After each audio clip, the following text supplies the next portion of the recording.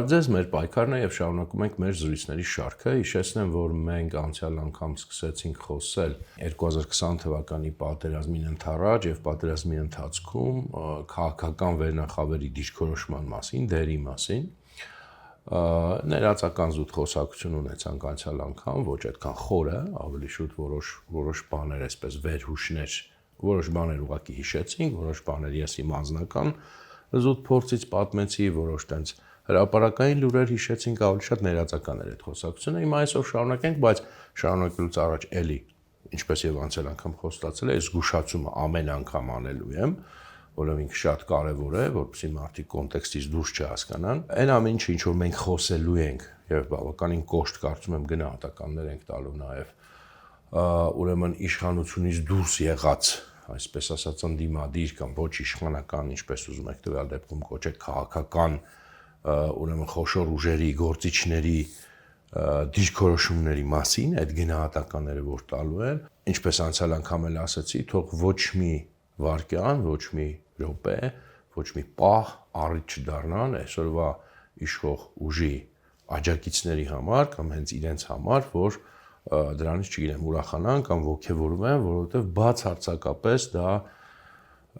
այս ամեն ինչից հետո ձեզ չի արդարացնում, բացարձակապես ոչ մի այստեղ ձեզ համար փրկություն չկա, մենք ուղղակի օբյեկտիվ իրականությունը պետք է վերականգնենք, վերլուծենք, գնահատենք մեր համար, մեր հասարակության համար,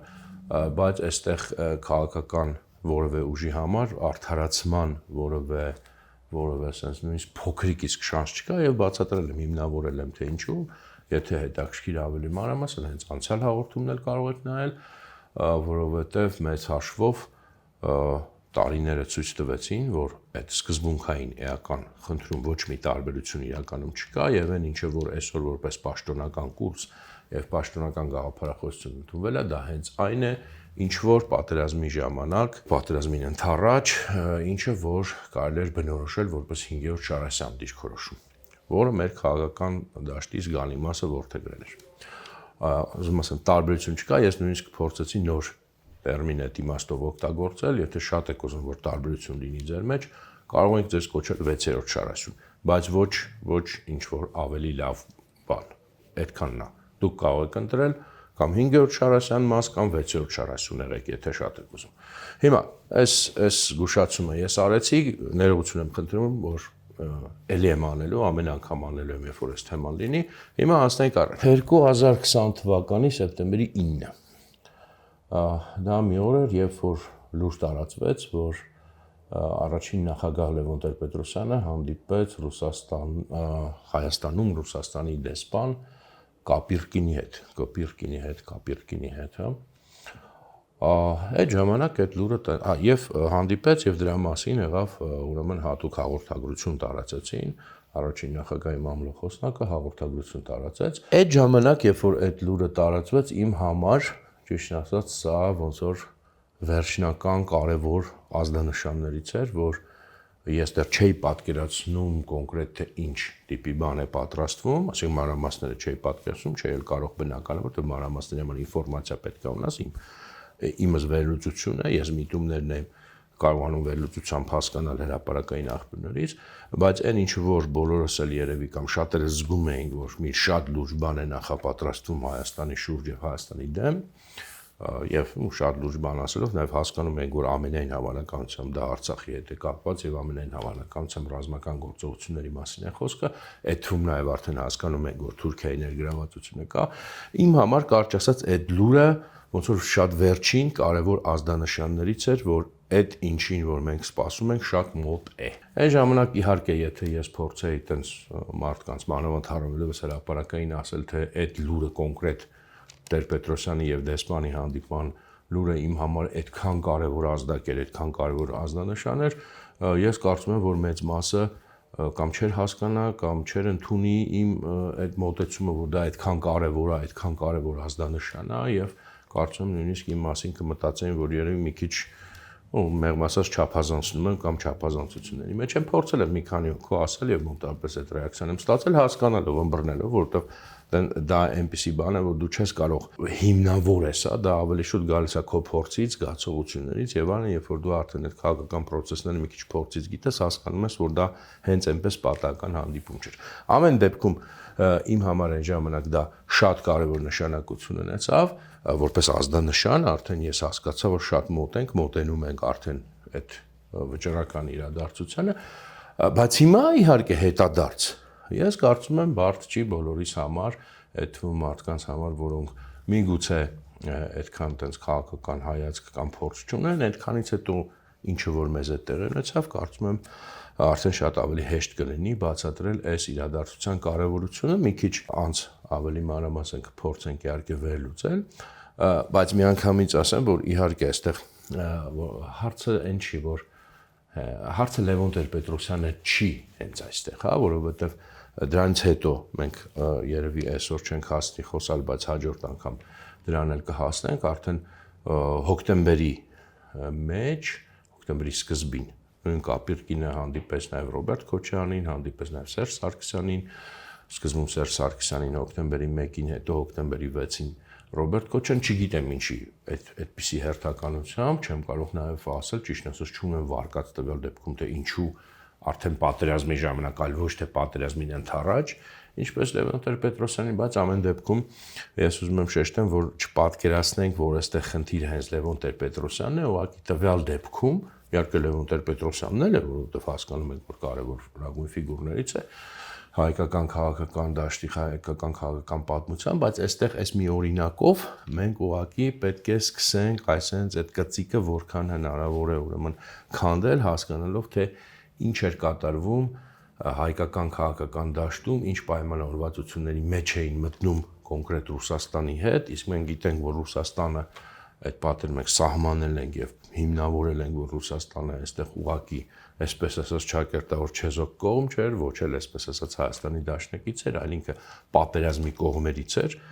Ռուսաստան, Թուրքիա, Ադրբեջան, որոնք այդ պատերազմը սանձազերծել էին, եւ պետք է այս գծիկը ուրեմն նորից եմ ասում քանդենք եւ այս հանդիպումը լավ հարմար առիթ է մանավանդ որ այս ամենայն դեպս նախագահների հանդիպումներ շարքում հա ինքը ժամանակագրորեն նաեւ առաջինն է Լևոն Տեր-Պետրոսյանի հետ հանդիպումը տեղի ունեցավ սեպտեմբերի 9-ին ինչ էին իրենք խոսում դե մենք իհարկե ձայնագրություն չունենք թե ինչ էին իրենք խոսում բայց փորձելու ենք վերականգնել որովհետեւ դա այդքան բարդ չի նույնիսկ եթե ձայնագրություն չունենք, իհարկե պաշտոնական հաղորդագրություն եղավ, պաշտոնական հաղորդագրության մեջ, որպեսզի նույնիսկ հիշողությամբ չասեմ, այս մեկը բան կանեմ, հա, տենց կկարդամ, այսպես տարածեց, որ 2 ժամ տևած զրույցի ընթացքում քննարկվել են հայ-ռուսական հարաբերությունների զարգացմանը, տարածաշրջանային անվտանգությանը եւ Ղարաբաղյան հակամարտության կարգավորմանը վերաբերող հարցեր։ Հանդիպանը մասնակցել են Հայ ազգային կոնգրեսի փոխնախագահ Լևոն Զուրաբյանը եւ ՌԴ դեսպանատան երրորդ քարտուղար Իգոր Ռատուշնյակը։ Հա, իդեպս ասեմ, երբ որ իրապես ուրեմն ազգային իշխանություն լինի Հայաստանում, Լևոն Զուրաբյանը օրինակ պետք է հարցաքննվի հենց այս խոսակցության հատկապես առիթով, իհարկե ուրիշ առիթներ էլ կարող են լինել, բայց այս խոսակցության առումով պետք է լուրջ հարցաքննվի, որովհետև սա կարծում եմ շատ կարևոր խոսակցություն է, շատ բան մեզ կարող է պատմել, թե ինչ է իրականում կատարվել մեր երկրում եւ ինչպես են ուրեմն մեր դեմ վարել պատերազմը։ Այս հաղորդագրությունից դա ինքը տենց ընդհանուր նկարագրությունը հասկանալի է, որ այստեղ տենց շատ ընդհանուր է ձևակերպված եւ առանձնապես բան հասկանալի չի, ավելի կոնկրետ հասկանալի չի, կա ձևակերպում, որ Ղարաբաղյան հակամարտության կարգավորմանը վերաբերող հարցեր, իհարկե մենք կարող ենք այստեղից էլ հենց սկսենք, մենք կարող ենք բնական է որ Ղարաբաղից իրենք խոսացել են եւ հենց Ղարաբաղից էլ կարծում եմ առաջին հերթին խոսացել են, այդ մնացած հարցերը տենց բան չեն։ Այստեղ կարևոր է որ մենք հիմա արդեն հետադարձ բոլորս կարծում եմ վստահ պետք է լինենք եւ վստահենք, որ այդ երկու զրուցակիցը հարգարժան իրենք բնականաբար հասկանում են եւ գիտեին, որ այդ պահին արդեն ոչ մի կարգավորման մասին խոսք լինել չի կարող, այլ խոսքը արդեն պատերազմի մասին է եւ երբ որ ասում են տարածաշրջանային անվտանգություն, այստեղ նկատի ունեն ամենայն հավանականությամբ նաեւ եւ պատերազմը եւ Թուրքիայի դերը եւ այլն եւ այլն։ Սկսենք հենց այստեղից, այսինքն կարծում եմ հիմնավորման կարիք չկա, բայց մենք կարող ենք ուղղակի արձանագրել, որ բնական է, որ 2020 թվականի սեպտեմբերի 9-ին երկուսն էլ, եւ Կապիրկինը, եւ Լևոն Տեր-Պետրոսյանը քաջ տեղյակ էին, որ սպասվում է պատերազմ մոտ։ Չեմ կարող պնդել ամսաթվով գիտեին թե ինչպես, բայց որ հաստատ պատերազմ է սկսվելու եւ պատերազմի նախապատրաստում, դա կարող ենք այնքան վստահությամբ պնդել, որքանով ընդհանրապես մարդ որևէ բան կարող է այս աշխարհում վստահորեն պնդել, այսինքն երկուսն էլ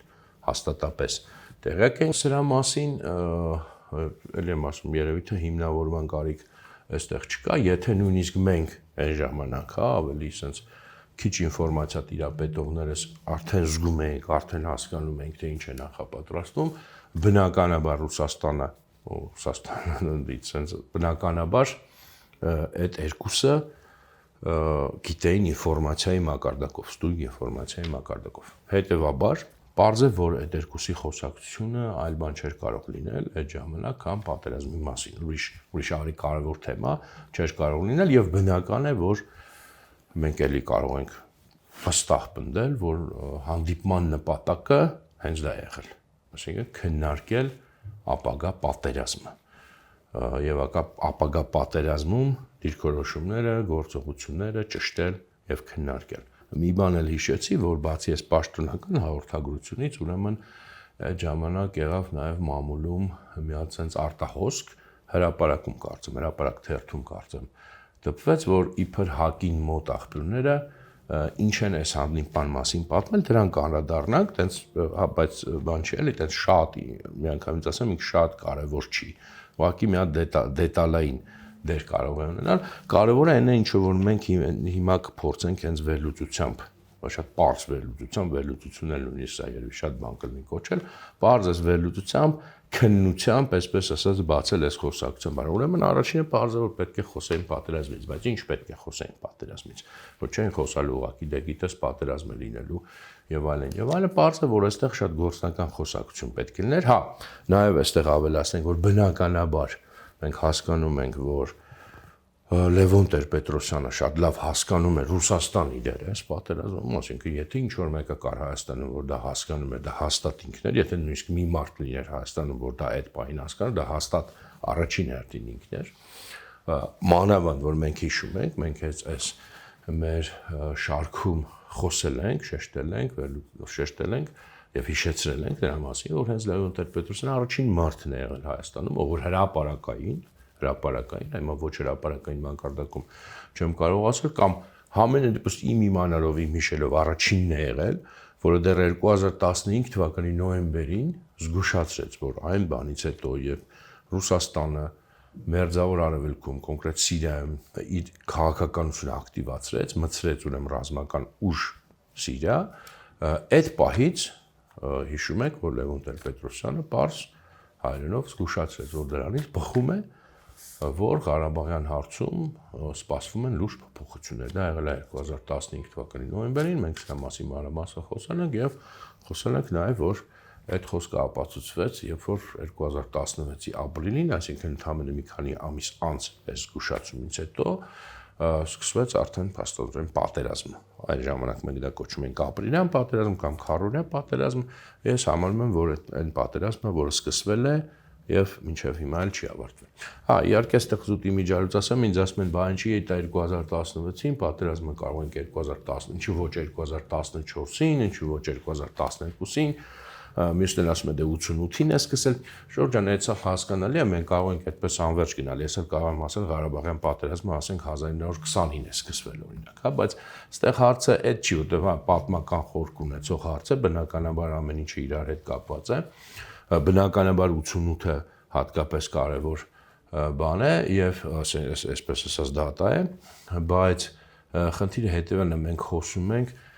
համենայնպես լավ էսպես ասենք պատերազմի այն փուլի մասին, որը մենք հիմա ապրում ենք։ Դա հաստատ 88-ին սկսվածը չի, էլի, ամեն դեպքում այդտեղ եղել է անդմիջում, եղել է զինադադար, չգիտեմ, սառը պատերազմ վիճակ, սառեցված հակամարտություն եւ այլն, որը վերջնական խաղաղություն չի կնքվել, այդ ամեն ինչը պարզ է, բայց մենք պետք է ինչ-որ մի հատ սահման գտնենք, որտեղից սկսում ենք արդեն բուն իմաստով, բառից բուն իմաստով այն պատերազմը, որի մեջ հիմա մենք ենք։ Ամեն դեպքում 88-ին սկսած ավարտվել է 94-ին, ռազմական գործողությունները ավարտվել են եւ չի կարելի համարել, որ 94-ից մինչեւ 2016 այդ նույն ձևի տևել է պատերազմի մեջ ենք եղել, չէ։ Դա տարբեր իրավիճակ, որտեղ եմ ասում, այս պատերազմը ինքը տենց օդից չի ընկնում։ Ինքը կապված էր կոնկրետ միջազգային եւ տարածաշրջանային իրավիճակի փոփոխությունների հետ, կոնկրետ կոնտեքստ ունի, այլ ոչ թե ուղղակի հայ-ադրբեջանական միայն այս տրամաբանության մեջ։ Մի խոսքով հիմա այս շեղվեցի մի քիչ, ուղղակի այս վերջերս էլի ոնց որ գրառման հստակ Facebook-ում էլի գրել էին, չի հասցրել պատասխանել, հիմա հիշեցի, որ ասեմ էլի, ամեն դեպքում մենք ինչ որ մի կերպ պետք է դնենք որպես սկիզբ։ Լավ, այս իրոք կներեք շեղվեցին։ Ասում էին, որ Լևոն Տեր-Պետրոսյանը հաստատ գիտեր, եւ դա ապացուցված է, որտեղ մենք այս փաստով ունենք Ռուսաստանի դերը։ Իհարկե նույնիսկ եթե այդ փաստը չունենք, այդ էլ բարձ կլներ ինքնին, բայց համենայնպես փաստով էլ ապացուցված ունենք, որ նրա համար գաղտնիք չէր կարող լինել, որ այս պատերազմում Ռուսաստանը շահագրգիռ կողմ է, բնականաբար նրան հասկանալի եւ պարզ էին նաեւ Ռուսաստանի նպատակները։ Ես չգիտեմ անկեղծ թե օրինակ այդ ժամանակվա իշխողների մեջ, իշխող թիմի մեջ ով ինչ էր պատկերացնում, ով ինչ գիտեր, կամ առավելևս ավելի լայն sense են քաղաքական դաշտում չհաշված վետերաններին քաղաքական դաշտի ով ինչ էր հասկանում, ով ինչ գիտեր, բայց կամ ռազմական մեր էլիտայում, հա, բայց Լևոն Տեր-Պետրոսյանը հաստատապես գիտեր, որ Ռուսաստանը այս պատերազմի կողմերից է, ավելին որ Ռուսաստանն է հենց, այսինքն Ռուսաստանի մեծ թողտվությամբ է ընդհանրապես այս պատերազմը սկսվել, եւ որ նպատակը ռուսական զորքի տեղադրումն է, ուրեմն Ղարաբաղում, եւ դրա համար բնականաբար պետք է այնպես լիներ, որ հայերը կամ չդիմադրեին, ընդհանրապես միանգամից համաձայնվեին կամ պարտվեին։ Այլ տարբերակում ռուսական զորքը Ղարաբաղում չէր կարող տեղադրվել, բայց այնպես պարտվեին, որ նաև տեղ մնար ռուսական զորքին։ Բնականաբար էլ եմ ասում, այս խոսակցության մեջ մտնելով դեսպանի հետ Լևոն Տեր-Պետրոսյանը այդ ամեն ինչը գիտեր, նաև բնական է, որ Լևոն Տեր-Պետրոսյանը պետք է հասկանար այդ Թուրքիայի արդեն որտեղ դերը ակնհայտ էր, էլի Լևոն Տեր-Պետրոսյանը, այսպես ասած, բան չի, շարքային փորձագետ չի հայ, որ չհասկանա, որ Թուրքիայի միջամտությունը, նույնիսկ եթե ինքը դրա մասին բարձրաձայն չասի, որ Թուրքիայի միջամտությունը այդ պատերազմին բացառվում է, որ լիներ առանց էլի Ռուսաստանի թույլտվությամբ, առանց ռուսական պլանի մաս կազմելու կամ ռուս-թուրքական պլանի մաս կազմելու։ Հիմա սրանք այս խոսակցության այսպես ասած սահմաններն են, մենք այս սահմանների մեջ պետք է տեղավորենք այս խոսակցությունը, որ կարողանանք պատկերացնենք, իսկ կոնկրետ ինչ տիպի բովանդակություն դա կարող է ունենալ։ Իհարկե, երբ որ ասում ենք բովանդակություն, ես նկատի չունեմ հիմա բառ առ բառ վերականգնենք, դա իհարկե մենք չենք կարող անել, բայց բովանդակություն ասելով հիմնական միտքը, իմաստը է այս խոսակցության։ Բնականաբար, ուրեմն այս երկու կողմը պետք է ճշտեին միմյանց,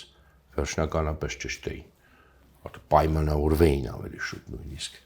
միմյանց դիրքորոշումները, այսինքն պետք է հաստատվեր, որ օրինակ այս ինչ բաներում, հա, այս ինչ հայտնի սահմաններով եւ պայմաններով ինչի շուրջ ենք համաձայն, ինչի շուրջ կարող է համաձայն չենք, եւ պետքա ճշտվեր նաեւ այսպես ասած գործողությունների պլանը։ Այդ խոսակցությունը բնականաբար պարապ խոսակցություն չէր կարող լինել, ուղղակի փոխանակվենք ուրեմն բաներով գործողությունների պլան պետք է ստեղծել, դաշինք են կազմում մեծ հաշվով։ Որոշակի պայմանավորվածություններ պետք է ձեռք բերվեն, ինչ պայմանավորվածություններ դրանք կարող էին լինել։ Ուրեմն դե ինչ էր պետք ռուսներին։ Այդ արդեն մենք ասացինք, ռուսներին պետք էր, որպեսզի իրենց զորքը տեղավորվի Ղարաբաղում, այդ պահին էր, հիմիկվա իրողությունները այլ բան են, բայց այդ պահին դա էր, եւ էլ եմ ասում, դրա համար ինչ էր պետք, որպեսզի այդ զորքը տեղավորվի, դրա համար պետք էր, որ հայկական դիմադրությունը հնարավորինս կարճ լինի, հնարավորինս թույլ տևի եւ հնարավորինս արագ դա այդ ամեն ինչը տեղի ունենա։ Ինչ կարող էր անել Լևոն Տեր-Պետրոսյանը եւ շեշտեմ, անպայման շեշտեմ տվյալ դեպքում, որ ոչ միայն Լևոն Տեր-Պետրոսյանը, որտեղ մենք ասենք, այստեղ տվյալ դեպքում հարցը միայն Լևոն Տեր-Պետրոսյանը չի, մենք այս օրինակով սկիզբ ենք դնում ուրեմն այն վերլուծությանը, թե ընդհանրապես այդ հայկական քաղաքական էլիտայի խոշոր ուժերը ինչպիսի դերակատարություն պետք է ունենային եւ ունենային, Լևոն Տեր-Պետրոսյանը բնականաբար կարող էր նպաստել նրան, որպեսզի այդ հայկական դիմադրությունը հնարավորինս թույլ լինի, հնարավորինս կարճ լինի եւ հնարավորինս սահուն եւ մեղմ այդ ռուսական պլանը իրականացվի։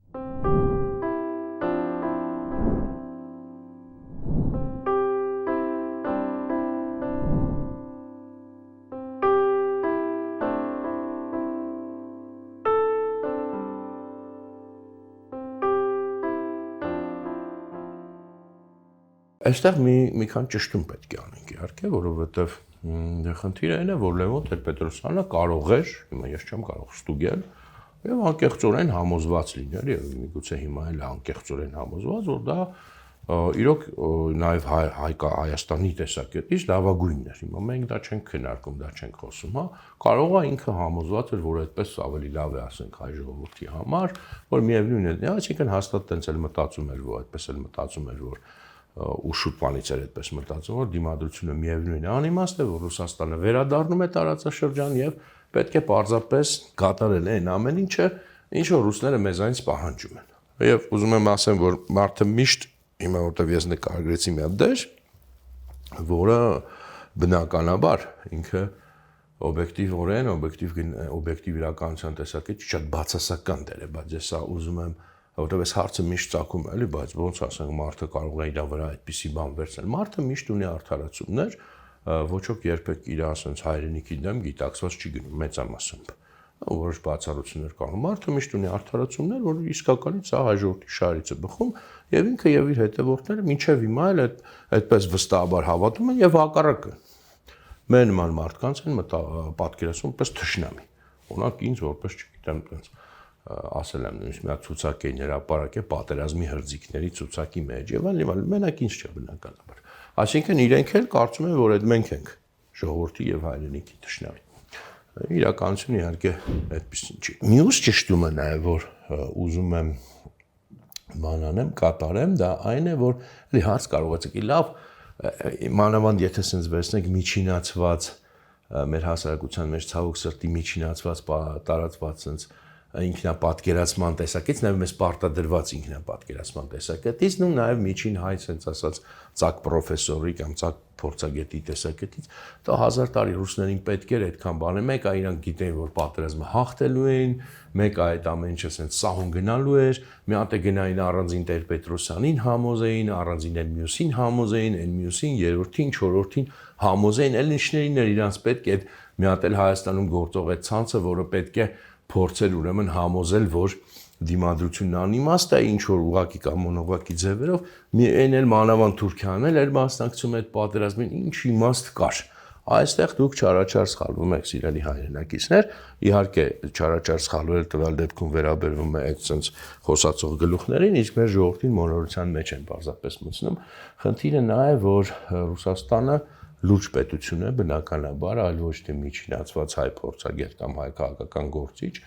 իսկ լուրջ որևէ պետություն, լուրջ քաղաքական ուժ ինքը իհարկե ի տարբերություն գավառական, այսպես ասած, կներեք ես դիշեշտեմ ծակ պրոֆեսորների, հասկանում է, որ որևէ պատերազմ, նույնիսկ այնպիսի պատերազմ, որտեղ դու թույլի դեմ ես, քեզանից շատ ավելի թույլի դեմ ես, որևէ պատերազմ հնարավոր չի, արդյունք հնարավոր չի երաշխավորել։ Էլ եմ ասում, նույնիսկ եթե ինքը շատ լավ պլանավորված է, գծված է բոլորի հետ, այսպես տարբեր կողմերի հետ, ռազմականորեն ապահովված է, քաղաքականորեն ապահովված է, ամեն ինչ ապահովված է, դու էլ ուժեղ ես, միևնույն է, որևէ լուրջ քաղաքական միավոր չի կարող երաշխավորված համարել եւ նույնիսկ ուժեղ պետությունները թույլերի դեմ եւ շատ ավելի թույլերի դեմ ռազմական գործողություններ սկսելով իրենք ունեն որոշակի անհանգստություն, որտեղ դու դա միևնույն է ռիսկ է, պատերազմը միշտ ռիսկ է եւ բնականաբար եւ հա իդեպ սրա կարևոր ապացույցներից մեկը այս Թուրքիայի մասնակցությունն է։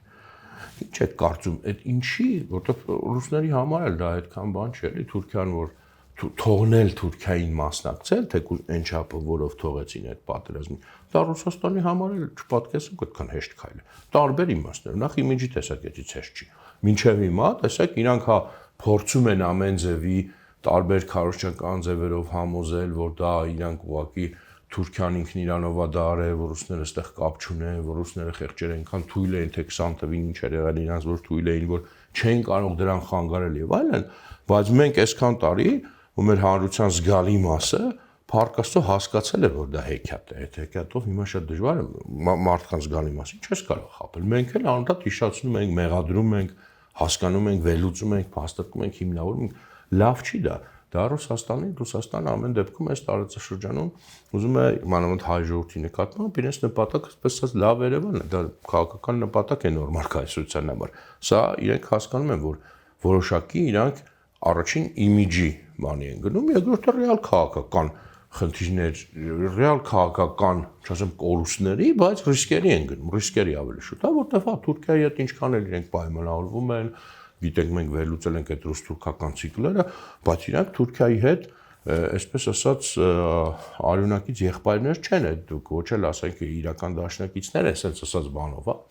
իրենք պրագմատիկ գործարքների են գնում իրար հետ ժամանակ առ ժամանակ, մենք վերլուծել ենք այդ մոդելները, ինչպես է դա տեղի ունենում, պրագմատիկ գործարքներ են դնում, բայց չեն դադարում նույնիսկ հենց այդ գործարքների ընթացքում լինել միմյանց մրցակից։ Եվ բնականաբար Թուրքիային թողնել է տարածաշրջան, դա որոշակի գին ունի, եւ Թուրքիան ինչքան էլ Ռուսաստանն է դա թույլ տա, ինչքան էլ Ռուսաստանի հետ պայմանավորված ամեն ինչ լինի, ինչքան էլ Ռուսաստանը ուշադիր հետևի, որ այդ պայմանավորվածությունները չխախտվեն, միևնույն է Թուրքիան, այսպես ասած, հեռանկարային ոտատեղ է դնում եւ արդեն Ռուսաստանի իրական թուլացման դեպքում բնականաբար ինքը այդ արած ոտատեղը, հենց ռուսների թողտվությամբ արած ոտատեղը կարող է եւ ոչ միայն կարող է, այլև լայնացնում է եւ արդեն ոչ միշտ դա կարող ունել հոգուտ ռուսների կամ ասենք համապատասխանի ռուսական շահերին։ Այսինքն Թուրքիային այս պատերազմի մեջ թողնելը, սա էլի մի քիչ շեղոցի, բայց կարևոր է շատ։ Սրա մասին իդեպ կարծեմ չենք խոսել։ Դա նաև հենց այն նրանով, որ դա իհարկե Ռուսաստանի վրա հեշտ բան չէր, գին ունեցող բան էր, դա նույնպես, բայց ինչի են սա արել, որովհետև վստահ չէին, սա հենց վկայություն է նրա, շատ լուրջ վկայություն է նրա, որ վստահ չէին, որ միայն Ադրբեջանի ուժերով կկարողանան խնդիրը լուծել։ Ամենևին էլ վստահ չէին, հաստատ վստահ չէին։ Եթե վստահ լինեին, ինչպես հայ փորձագետիկները, կներեք էլի, որ մի քիչ այսօր sense բանով եմ խոսում, բայց ես ուզում եմ առավելագույն արհամարանքը մենք դրսևորենք մեր, ես գիտեք այդ ոճը ինձ բնորոշ չի, մանավանդ այս ձևաչափի մեջ, բայց առավելագույն արհամարանք մենք պետք է ձեռք բերենք այդ ձևի, այդ մարդկանց նկատմամբ, եւ դա ոչ թե բան է, ոչ թե ինչ որ sense զգացմունքային, այլ այդ արհամարանքը մեզ պետք է օգնի, որպեսզի մենք միշտ ճիշտ կողմնորոշվենք իրականության մեջ։ Եվ ել եմ կրկն Թուրքիային թույլատրելը Ռուսաստանի կողմից մասնակցելը դա հենց մեծագույն վկայություն է նրա մասին, որ իրենք ամենևին էլ վստահ չէին, որ կկարողանան հաղթել միայն Ադրբեջանի ներգրավմամբ։ Սա հաստատ այդպես է եւ չի կարող լինել։ Տվյալ դեպքում ուրիշ բացատրություն լինել չի կարող։ Այս ամեն ինչը ինչի համար ասացի, որպեսզի էլի բացատրենք հիմնավորենք, որ բնականաբար որ ինչի համար էր նաեւ Ռուսաստանին պետք է 4-րդ պատերազմի 4-րդ կողմը, պատերազմի այսպես ասած ներքին ճակատը, ներքին ցանցը, ինչպես եւ 1920-21 թվականներին, երբ որ բոլշևիկները հայ այդ դերը ստանձնեցին, այս նույն դերը կատարողները իրենց պետք էին, որոնք նույնպես պետք է արդեն ներսից փորձեին այդ խնդիրը հնարավորինս լուծել հօգուտ Ռուսաստանի։ Սա ուրեմն այն ընդհանուր սկզբունքներն էին, որոնց շուրջ կողմերը պետք է որ պայմանավորված լինեին այդ խոսակցության մասին, այսպես ասած պակտ կնքելով համատեղ գործունեության, իսկ մնացած արդեն տեխնիկայի հարցեր, թե ինչպես դա պետք է իրագործվեր, կոնկրետ Տեր-Պետրոսյանի հենց անձամբ Տեր-Պետրոսյանի դեպքում տենց քանակի իմաստով շատ բան պետք չէր, պետք էր մի քան ժամանակ առ ժամանակ անել համապատասխան հայտարարություններ, մենք հետագայում կանդրադառնանք արդեն պատերազմի ժամանակ հնչած հայտարարությունների, նաև որոշ, այսպես ասած, քայլերին, հանդիպումներին, դրանց իմաստը մեկն է, շատ པարզ պետք է լիներ, ցանկացած ձևով, անուղղակի, ուղղակի, տարբեր ձևակերպումներով, մի քիչ քողարկված, մի քիչ բաց նայած իրավիճակի նայած փուլի, համոզել, որ ելքը իրավիճակից, ելքը պատերազմից համաձայնվելն է ռուսական պլանին, այնտեղ թե ոնց դա կձևակերպեր, դադարեցնել ռազմական գործողությունները, թե մի քիչ ավելի խուճուճ կձևակերպել, իմաստը մեկն էր հանձնվել, ընդունել ռուսական պլանը, փաստացի ընդունել պարտությունը, սա մենք ավելի մանրամասն հետո կհիմնավորենք, որ բառերից չկարճեն, սա արդեն էլ եմ ասում, տեխնիկայի հարց էր, կոնկրետ անձամբ առաջին նախագահի դեպքում մի քանի հայտարարություններ էր բավարար եւ էլի 1-2 քայլ որոնց մասին կխոսենք, բայց պարզա որ մենակ անձամբ իր մասին չէր խոսքը, նախ իհարկե թիմը նաև քարոզչական իմաստով պետք է ներգրավեր եւ ավելի լայն արդեն այս դերը ստանձներ ավելի այսպես մանրամասնեցված եւ ճյուղավորված, բայց էլի բնականաբար միայն Տեր-Պետրոսյանի թիմի մասին չէր խոսքը, մանավանդ որ Տեր-Պետրոսյանի թիմը այդ քարոզչական ռեսուրսների չէր էլ տիրապետում, այլ այս օրինակով մենք մուտք գործեցինք ավելի լայն հասկանալու համար, թե ոչ միայն Տեր-Պետրոսյանը եւ իր թիմը, որտեղ Տեր-Պետրոսյանը կշիռ ունեցող է, բայց բնականաբար իր քաղաքական ուժը գիտենք, որ այդքան մեծ ռեսուրսների տիրապետող չէ, այլ ընդհանրապես հայկական քաղաքական դաշտի խոշոր խաղացողները ինչ դեր պետք է ստանձնեին, որտեղ հենց այս նույն տրամաբանության մեջ էր մնացած բոլորի հետ էլ ըստ էության, սա պետք է իրենք անեին, այսինքն ամեն ինչ անել, որպեսզի հնարավորինս արագ, հնարավորինս ուրեմն թույլ, հնարավորինս արագ ամեն ինչ ավարտվի, հնարավորինս թույլ լինի հայկական դիմադրությունը, հնարավորինս համոզել հայ ժողովրդին, որ անիմաստ է այդ ամեն ինչը ուղղակի եւ ճիշտը հանձնվելն է, իհարկե հանձնվել բառը չօգտագործելով։ Այսքանով այս պահին ամփոփենք, հիմա որտեղ մնացած է, էլի կոնկրետ արդեն խոսանք մյուս անգամ, բայց այստեղ քանի որ հիշատակել եմ, որպես այսպես ասած post-scriptum կամ հետգրություն, նաեւ խոսենք այն նրա մասին, թե ինչ մամուլի արտահոսք եղավ այս հանդիպման հետ կապված, դա հրապարակ թերթում էր, ուրեմն մոտավորապես այսպես էր գրված, որ ասում եմ մեր աղբյուրները Հայ ազգային կոնգրեսում մեզ փոխանցեցին, որ այդ խոսակցության ընթացքում կամ հիմնական բովանդակությունը այդ խոսակցության, իհարկե mən բառացի չեմ ասում, մոտավորապես միտքն եմ ասում, նա է եղել, որ Լևոն Տեր-Պետրոսյանը համոզել է Կապիրկինին, որ ինքը Նիկոլի հետ վաղուց ոչ մի կապ չունի, որ իրենք դες հանդիպումներ չեն ունենում, որ այդ ուրեմն լուրերը, որ իբր ինքն է, այսպես ասած, Նիկոլի քաղաքականության հետևում կանգնած դա այդպես չի, եւ որ ինքը չի կարող մեկի կողքին լինել կամ մեկի, այսպես ասած, հովանավորը լինել, ով այդքան ուրեմն Ռուսաստանի հետ հարաբերությունները անխոհեմաբար փչացնում է։ Սա այդ թերթի ձևակերպումներն են, իհարկե կարող եք ասել, որ նման հրապարակումները մամուլում մեծ տենց արժեք չունեն եւ ես չեմ ասում որ մեծ արժեք ունի ամեն դեպքում կարծում եմ որ սա ենթադրում եմ այս մեկը բնականաբար վստահ չեմ կարող պնդել որ դա իհարկե թերթի ստեղծագործությունը չէր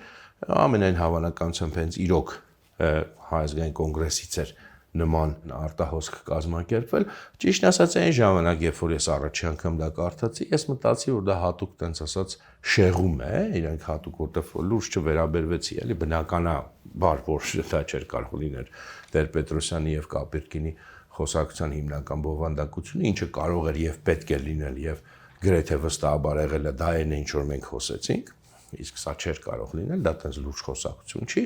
բայց այլ բան է որ հայ հանրության համար մանավանդ այն ժամանակ, բայց նաև կարծում եմ այսօր սա շատ հավաստի կարող էր թվալ եւ միգուցե ասեմ շատ ավելի հավաստի, քան ինչ որ հենց նոր մենք պատմեցինք, հա, ու տենց շատ ավելի հետաքրքիր, մի քիչ տենց կիսաբամբասանքի, կիսակենցաղային մակարդակի, բայց հաստատ այդ չի կարող եղած լինել այդ խոսակցության բովանդակություն եւ ասում եմ, էլի ես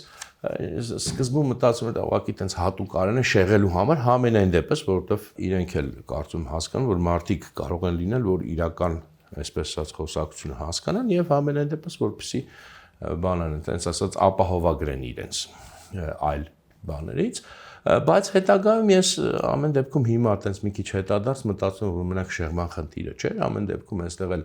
այլաբանորեն որոշ այսպես ասած ուղերձ կա այդ խոսակցության մասին իհարկե ոչ բառացի բայց դրա միտման մասին այսինքն այլ չեմ ասում իմիջայլոցս էլ բանն եմ թե այն ժամանակ հատկապես ինչով էին այդ իշխանությունները Ռուսաստանի դեմ կամ հակառուսական վարում ճիշտ հակառակը իրենք հանրը չէին հասկանում իրողությունները կամ չգիտեմ հասկանում էին չէին հասկանում ենթադրում ենք որ չէին հասկանում կամ այն ժամանակ լավ sense ավելի զգուշ ձևակերպեմ ենթադրում էին որ չեն հասկանում իրենք ամեն ձևով փորձում էին հակառակը ռուսներին ապացուցել որ ախր մենք ձեր դեմ բան չունենք որովհետև այդ քարոզչությունը որ սկսվեց իրենց դեմ հենց իրանք եկան իշխանության թե իբր իրենք հակառուսական էր իրենք չէին հասկանում որ դա ոչ թե նրանց է որ իրանք իրոք հակառուսական են կամ հակառուսական չէ դա ընդհանրապես նշանակություն չունի այլ դրա ամբողջ իմաստը Ռուսաստանի համար ալիբի ապահովելն է, հա, որ հետագայում չասեն ինչի չօգնեցիք դաշնակցին, սա այդ քարոզչական պատերազմի մասն էր, ալիբի պետք է ապահովել։ Նույնիսկ չեմ հիշում, մենք սրա մասին խոսել ենք, իդեպ թե չէ։ Ես մի հատ կստուգեմ, եթե չենք խոսել, արժի սրա մասին էլ առանձին խոսել։ Ալիբի պետք է ապահովել, որ հետագայում ասեն դե արևմտամետ իշխանություններ, սորոսականներ էին, քեսի ինչ էին, դրա համար նաև մենք չկարողացանք օգնել, սա էր խնդիրը։ Այսինքն դու կարող ես լինել 160% ռուսամետ, դա քեզ չէր օգնելու։ Կարող է լինել -160% ռուսամետ, ոչ հիմա դա չէր փոխելու այդ քարոզչական նպատակը, սա էլի շեղվեցի մի քիչ իմիջիալոց։ Իսկ ինչ իրականում կարող է լինել այս ինչ ուղերձ իրոք կարող է այս ուրեմն բանի մեջ հրապարակման մեջ պարունակվել, շատ པարզ կարծում եմ, էլի, որ հավելյալ անգամ շեշտվեց եւ ցույց տրվեց այդ խոսակցության գլխավոր իմաստը, որ ում կողմն է ընտրում, այսպես ասած, առաջին նախագահ եւ ինքը ընտրում է միանշանակ Ռուսաստանի կողմը, իսկ թե ինչ է նշանակում Ռուսաստանի կողմը ընտրել այդ կոնտեքստում, մենք իհարկե արդեն հասկանում ենք։ Այսօր այսքանը, այս այդ գրություններ, սրանով ավարտենք, մյուս անգամ կփորձենք շարունակել էլի այսպես վերհիշելով կոնկրետ հայտարարություններ, հանդիպումներ, լուրեր այդ օրերից 2020 թվականի աշնան օրերից։